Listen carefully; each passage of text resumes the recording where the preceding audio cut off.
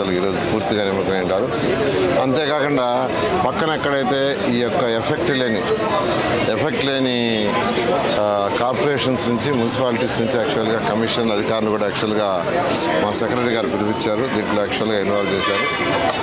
అయితే వీళ్ళందరికీ ఇంకా అంటే ఎక్కడైతే వరదల్లో ఇంకా అసలు అంటే ఇంకా ఫ్లడ్ ఇంకా కంటిన్యూ అవుతుందో అక్కడ 4 అడుగులు 5 అడుగులు ఈ రోజు నుంచి తగ్గుముఖం పడుతుందని ఎక్స్పెక్ట్ చేస్తున్నాం. అయితే ఎవరికి ఎటువంటి ఇబ్బంది లేకుండా చేయమని ముఖ్యమంత్రి గారి ఆదేశంతో ఈరోజు యాక్చువల్గా అన్ని శాఖలు పనిచేస్తున్నాయి.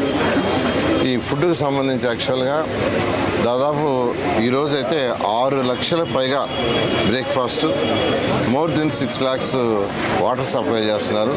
నిన్న మొన్న సప్లై చేసిన దానికి దాన్ని అంటే ఇంకా పెంచమని ముఖ్యమంత్రి గారు చెప్పడం.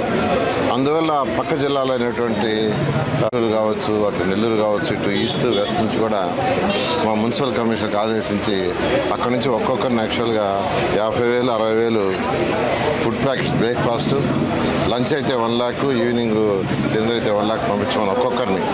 అంటే దాదాపు 5 లక్షలు యాక్చువల్గా ఈరోజు నుంచి అధికంగా పెంచడం జరిగింది. అదే ఇవన్నీ కూడా బ్రేక్ఫాస్ట్ సంబంధించినవి. ఈ విధంగా ఎటువంటి ఇబ్బంది లేకుండా అందరూ అధికారులు ముఖ్యమంత్రి గారు అందరూ సీనియర్ జూనియర్ లేకుండా అందరికీ డ్యూటీలు వేసి యాక్చువల్గా చేస్తే ఈ విధంగా సహాయ కార్యక్రమాలన్నీ జరుగుతున్నాయి. ఎవరికి ఎటువంటి ఇబ్బంది లేకుండా చేయడం జరుగుతుంది. Thank you.